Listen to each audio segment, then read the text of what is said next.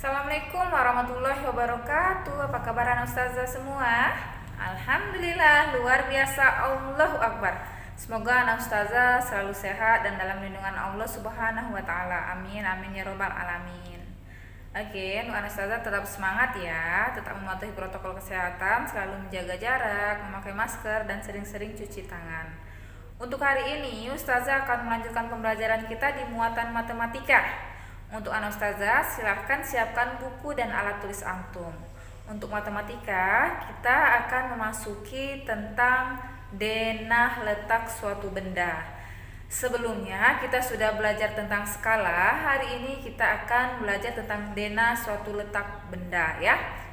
Sebelum kita melanjutkan pembelajaran kita lebih lanjut, alangkah indahnya kita berdoa terlebih dahulu. Bismillahirrahmanirrahim. Rabbi zidni ilman warzuqni fahman. Amin amin ya robbal alamin. Mudah-mudahan pembelajaran hari ini anak ustazah dimudahkan dan dipahamkan untuk materi video yang sudah ustazah ajarkan ke antum. Silahkan buka buku antum di halaman 66 tentang membuat denah letak suatu benda. Sebelumnya, apa itu denah? Denah itu adalah peta ya, merupakan gambaran yang menunjukkan keadaan suatu tempat pada bidang datar. Untuk membaca denah atau peta, kita perlu belajar arah mata angin ya. Perhatikan di buku antum di halaman 66, silahkan buka bukunya. Di situ kita akan belajar tentang membuat denah letak suatu benda. Ustazah akan menjelaskan tentang denah letak suatu benda. Ketika kita melihat denah, kita harus mengetahui arah mata angin. Arah mata angin, lihat di sini pojok ada utara, selatan, timur, dan barat. Sebenarnya di tengah-tengah arah mata angin ini juga dia mempunyai arah mata angin, ya. Ini timur, antara timur dan selatan itu tenggara, antara selatan dan barat itu baradaya. Antara barat dan utara itu barat laut, antara utara dan timur itu adalah timur laut ya, arah mata anginnya. Tapi ketika membaca denah, biasanya 4 arah mata angin ini yang paling penting. Yang bagian atas adalah utara, yang bagian bawah adalah selatan, dan yang bagian kanan timur, dan barat itu adalah bagian kiri. Lihat di sini, dari denah di atas kita dapat memperoleh beberapa informasi, antara lain yang pertama, di sebelah timur SD Harapan Indah terdapat kantor kelurahan. Kita lihat SD Harapan Indah. Di sebelah timurnya berarti kanannya ada kantor kelurahan, betul ya. Sebelah timur SD Harapan Indah ada kantor kelurahan. Informasi yang kedua yang bisa kita dapatkan adalah di sebelah utara lapangan bola adalah ruko laris. Lapangan bola, kita lihat lapangan bola, lihat ini yang ustazah tunjukkan. Ini adalah lapangan bola, sebelah utaranya adalah ruko laris, betul ya, utaranya itu ada di atasnya, bahwa sebelah utara lapangan bola adalah ruko laris. Selanjutnya, informasi yang kita dapatkan adalah kolam ikan terletak di sebelah selatan taman bermain. Oh, berarti bahwa kolam ikannya itu ada di sebelah selatan taman bermain, betul ya, bahwa selatan taman bermain itu adalah kolam ikan. Terus informasi keempat yang bisa kita dapatkan adalah Hotel Permata terletak di sebelah barat perumahan. Hotel Permata, kita cari di sini ada Hotel Permata, terletak di sebelah barat perumahan.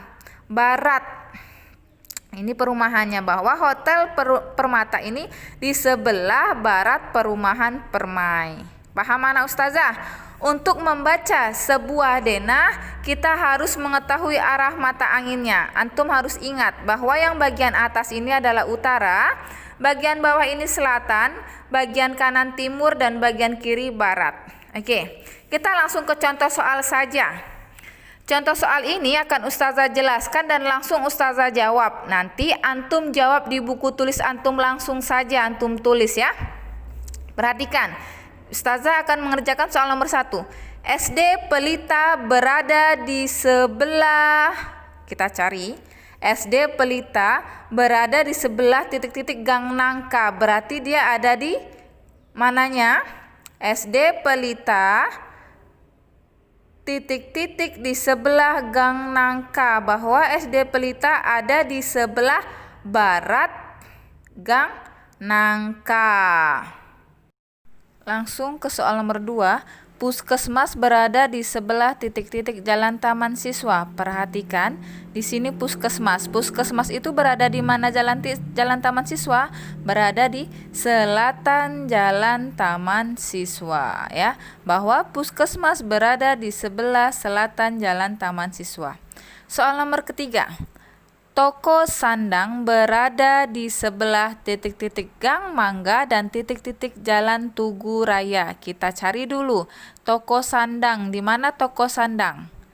Toko Sandang, ini toko Sandang, ya. Kita cari di sebelah titik-titik Gang Mangga. Berarti toko Sandang ada di sebelah barat Gang Mangga dan sebelah timur Jalan Tugu Raya, ya. Bahwa toko Sandang berada di sebelah barat Gang Mangga dan timur Jalan Tugu Raya. Soal keempat. Dari Jalan Tugu Raya, kamu menuju Swalayan berjalan ke arah titik-titik. Kita lihat dari Jalan Tugu Raya kita mau ke Swalayan, berarti kita harus berjalan ke arah utara. Setelah itu kita belok ke kanan ke arah timur, baru kita dapat ke Swalayan, ya. Ke utara lalu ke timur. Selanjutnya, soal nomor 5. Dari Jalan Taman Siswa kamu menuju toko buku berjalan ke arah Taman Siswa. Kita cari Taman Siswa. Toko bukunya mana? Toko buku. Toko buku, kita cari toko buku. Toko buku ada di sini. Berarti dari Jalan Taman Siswa kita ke arah utara. Ke arah utara kita dapat menjumpai toko buku, ya. Lihat, dari Jalan Taman Siswa ke arah utara kita dapat menjumpai toko buku. Bisa lewat Gang Mangga juga bisa, ya. Oke, itu tentang denah letak suatu benda. Di sini suatu bendanya adalah rumah. Denah itu biasanya menggambarkan peta keadaan letak suatu benda, ya.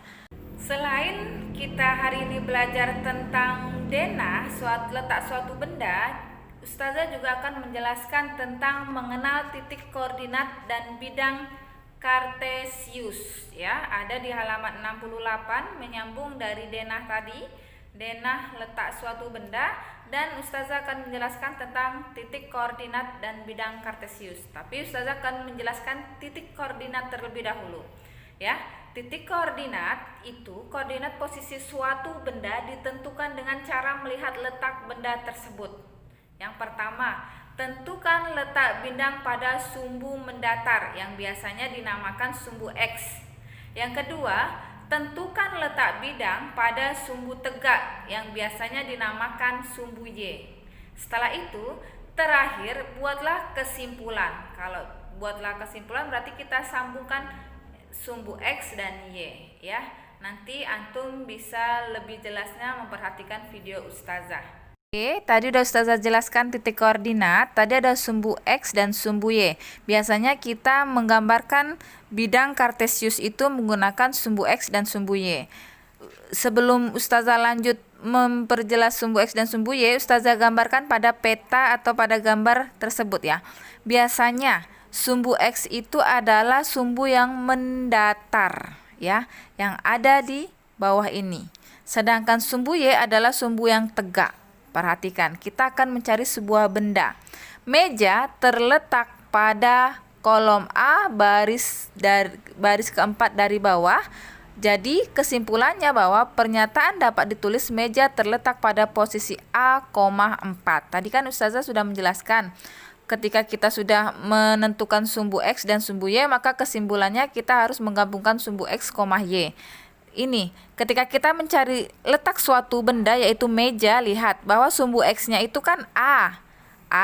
Kesimpulannya kita buat kesini. Sedangkan pada kolom Y-nya, sumbu Y-nya dia ada di kolom keempat. Maka cara penulisannya adalah posisinya adalah A, 4. Itu contoh pertama. Contoh kedua, kita akan mencari letak sebuah bola. Misalnya nih, sebuah bola kita cari dia terletak pada sumbu apa? Kalau sumbu X-nya dia terletak pada E, sedangkan sumbu Y-nya dia terletak pada kolom 2. Berarti jawabannya E, 2 kesimpulannya ya. Selanjutnya, misalnya kita mencari benda buku. Letak suatu benda buku. Kita lihat sumbu X-nya, dia ada di bagian I. Berarti kita tulis I, kolomnya pada sumbu Y dia ada terletak pada 9. Berarti I, 9 ya. Sama kayak contoh yang ada di buku antum. Antum harus perhatikan dulu sumbu X-nya yang mendatar di bawah, baru antum lihat kolom sumbu X-nya yang tegak. Baru antum simpulkan bahwa letak dari suatu benda itu ada pada titik tersebut ya. Kayak meja kan, meja ini A,4.